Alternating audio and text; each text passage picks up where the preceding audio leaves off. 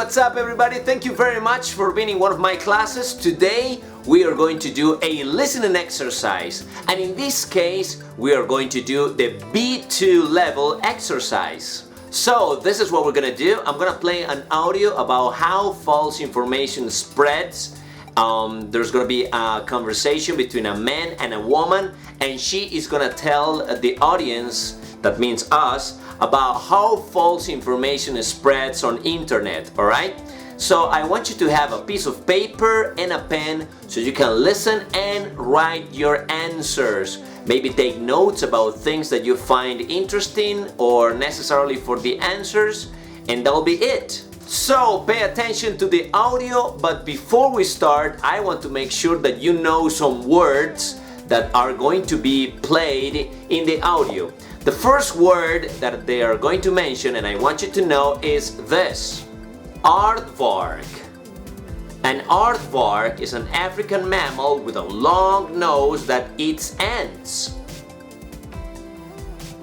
Measles is an infectious disease which covers the body in small red spots. Now that we know these words, it's time for us to listen to the audio. Remember, take notes of the things that you may find difficult to remember. At the end, I'm gonna show you some questions. You will write your possible answers, and when it's done, I will show you the correct answers, okay? Don't worry, this is absolutely easy. I know you'll do fine, okay? Ready for the audio? Let's go! Hi everyone. On today's Tech Times podcast, we're lucky to have Sam Wagon, a well-known digital journalist, with us. So Sam, what interesting techie topic would you like to talk about today? Hi Brad. Today I'd like to talk about some of the reasons why we shouldn't automatically believe everything we read online, and how false information spreads so easily with the help of technology. One of the reasons for this is a phenomenon known as circular reporting. Circular reporting? What's that? Well, it's basically reports which are based on other reports rather than on the primary evidence or source. To the reader, it looks like the information is coming from several different independent sources, which normally means it can be trusted. But, in actual fact, all the reports are based on each other. Imagine a piece of false information is published, for example on Wikipedia, and then is referenced in a newspaper article or other publication. Then, in turn, the original Wikipedia entry references or quotes the article as validation that the information is true. In a nutshell, it's the confirmation of false information by more than one publication. Okay, let me see if I've understood this correctly. So, someone writes an article on Wikipedia which contains some false information. That's right. False information which is not referenced or checked and in no way is obvious as being false. Okay, and then this false information is copied from Wikipedia by a journalist and included in a newspaper article. Yes, or other type of article, as if it were true information.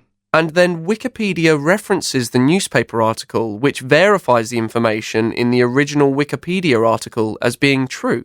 That's right. And sometimes it's not just one newspaper article that cites the false information. Several publications may include it, and so it becomes very difficult to prove that the original information is false. Let me give you an example. A few years ago, a 17-year-old American student was on holiday with his family in Brazil. He spotted what he believed to be an aardvark, but which was in fact a type of Brazilian raccoon called a coati.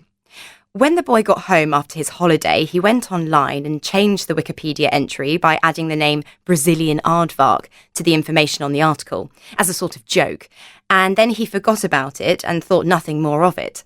However, what started to happen was that articles and blogs began to quote the information from Wikipedia, and then those articles were re-reported as evidence in Wikipedia. Before long, everyone was talking about the Brazilian aardvark as if it were factual information. So when information makes its way from a Wikipedia page into a published article, the article could be spreading false information without even realising it. Exactly. It makes you wonder how many hoaxes initiated by people in this way have ended up as truths in many people's minds just because people copy and paste vandalised Wikipedia pages. That's not to say that all information on Wikipedia is false by any means. There's a ton of really valid information there, and it is constantly being updated. Many people consider it to be the most up-to-date and unbiased encyclopedia in the world. However, it is the open structure of Wikipedia compared to a traditional encyclopedia, which makes it a target to be tampered with. So we just have to be aware that there may be a certain amount of inaccuracies on Wikipedia. Yes, and it's also worth mentioning that circular reporting is not just restricted to harmless information like the Brazilian aardvark. Isn't it? No. For example, some time ago, claims that certain vaccines could cause autism in children were published in a prestigious medical publication by a British surgeon. The problem was that the unsupported claims were picked up by the media and the news spread like wildfire. Soon enough, the general public were understandably concerned about the risks, and huge numbers of parents refused to vaccinate their children. Consequently, in recent years, we have seen an increase in the number of children suffering childhood diseases such as measles. By the time the claims were proven unfounded, the damage was done, and even to this day, some people still believe that there is a link between vaccines and autism. It just goes to show how difficult it is sometimes for the truth to be heard. Absolutely.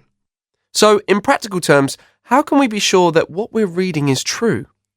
Well, we can take certain steps, such as checking the original source of the information and, if at all possible, checking that the original source is reliable and not just taken from either Wikipedia, Facebook or the media. Right. So we need to be a little more critical and not just believe everything we read online. That's right. Although it's difficult because we want information quickly and immediately, so it's not always viable to spend time checking the sources of information, even though we should. And we should certainly try and reflect on the information and decide ourselves if we think it's true or not.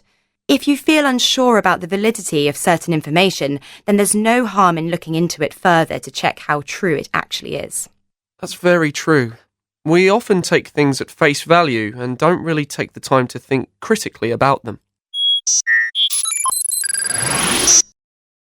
It's time for some questions. Question A. Which statement about circular reporting is true?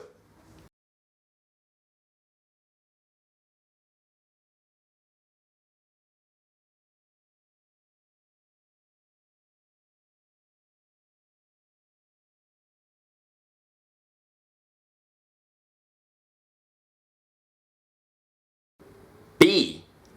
Which statement is correct about journalists?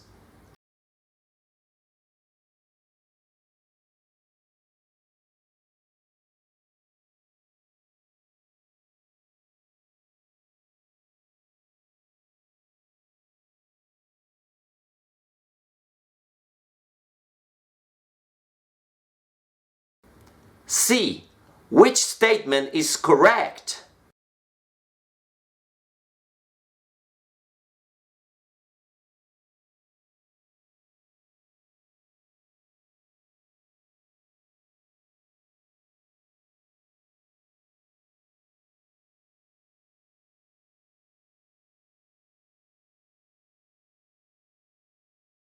D.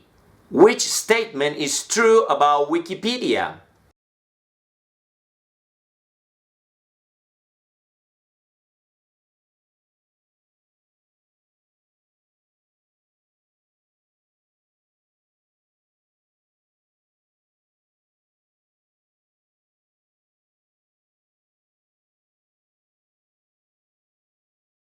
E. What is true about childhood vaccines and autism?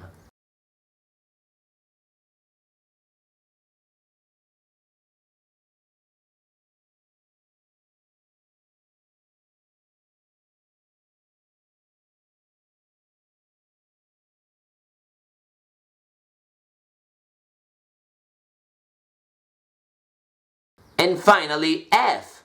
Which statement is correct?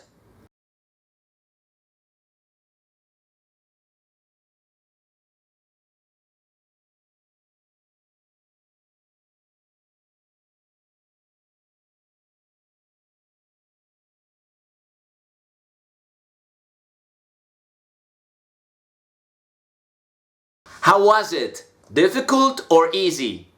It's time for us to know the real answers, so pay attention. In question A, the answer was number 4. In question B, the answer was also number 4. In question C, the answer was number 3. In question D, the answer was number 1. In question E, the answer was number 2. And in question F, the answer was number 4. How did you do? Remember, this is an exercise of the B2 level. So if you did very good, maybe this is your level, or maybe C1 or C2. If you didn't do so good, maybe you still have to work a little bit longer to get to this level.